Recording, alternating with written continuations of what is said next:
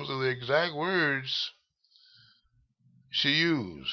We took her the first time as a favor to your daughter.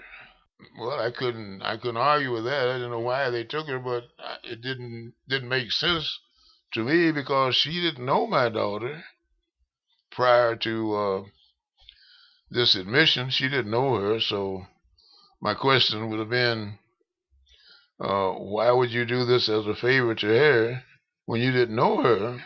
She said she wouldn't do it, so there wasn't anything I could do about that. So my only alternative was to call her case manager at Community Mental Health. I explained to her that I had talked to the social worker at Fountain View and that the social worker said no.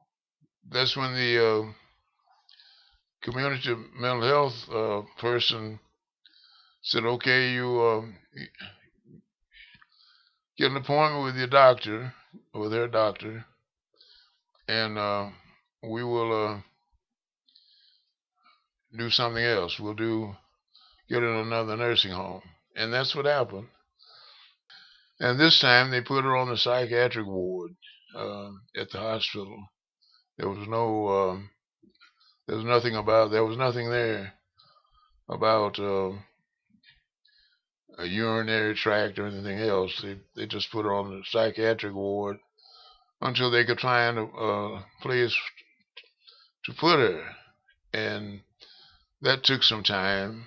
Strangely enough, in Monroe County, there was no place that could take her. There were no either there were no vacancies in terms of beds, or they couldn't take her because they didn't have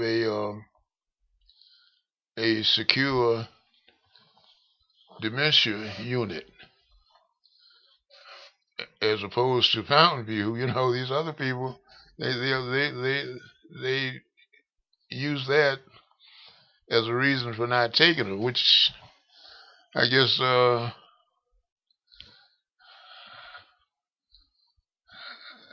Mountain View had a different policy. I don't know, but that was it. That was what happened. Was it the social worker called here and called everywhere.